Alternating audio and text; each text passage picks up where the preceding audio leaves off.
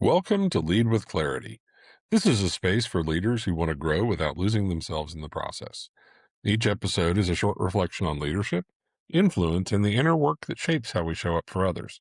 It's not hype, not noise, just clear thinking for the journey of leading well. Today's episode is entitled The Illusion of Communication. Here we go.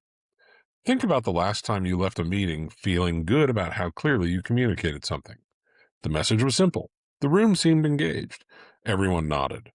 Now think about what happened next. Did people act on it the way you expected? Did the decision stick? Did the strategy actually move?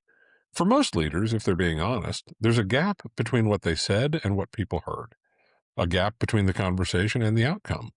And it's not because people don't care, it's because communication is a lot harder than we think it is. George Bernard Shaw captured this problem better than almost anyone. He said, "The single biggest problem in communication is the illusion that it has taken place." Now let's sit with that for a second. The illusion that it has taken place. Not the failure to communicate, the belief that you already did. That's what makes this so difficult to fix. When you know you failed, you correct. When you believe you've succeeded, you move on, and the misunderstanding travels with you. I've seen this play out at the executive level more times than I can count.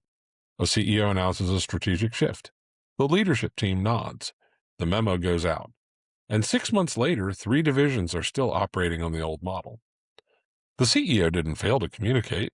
They communicated constantly, but they confused volume with clarity and repetition with understanding. The words went out, but the meaning didn't follow. This happens because most leaders measure communication by output. How many times did I say it? How many channels did I use? Did I put it in the deck? But the only real measure of communication is what the other person now understands, believes, and is prepared to do. Everything else is just noise with good intentions. I've heard it said many times that communication is what the listener does. Now, here's where most leaders get this wrong. They hear Shaw's quote and they think the solution is to communicate more meetings, more messages, more detail. That's not the fix. That's the same problem with more volume. Over communicating without clarity doesn't close the gap, it widens it. When people are overwhelmed with information, they start filtering. They pick what seems relevant, skip what seems redundant, and construct their own version of the message. More words does not equal more understanding. So the real reframe here is this. Communication is not a monologue with an audience. It's a transfer of meaning that requires confirmation. You have not communicated until you've verified understanding. Not assumed it, not hoped for it, verified it. That means building confirmation into your communication process. Ask someone to tell you what they heard. Ask the team to articulate the next step in their own words. Watch what people do after the conversation because behavior is the most honest report card you'll ever get. It also means simplifying before amplifying. If your message takes 3 slides, a supplemental document, and a follow-up meeting to explain, the problem isn't your audience's attention span. It's the clarity of the idea itself. Here's what I want you to carry into your next week. Before your next important conversation, ask yourself, what does the other person need to walk away understanding, believing, and ready to do? Build the conversation backward from that outcome. And after the conversation, create one moment of verification. Not a quiz, not a critique, just a simple question.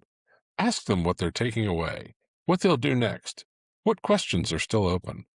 That one habit will surface more misalignment than any feedback survey you will ever run. The illusion of communication is comfortable. Clarity is harder.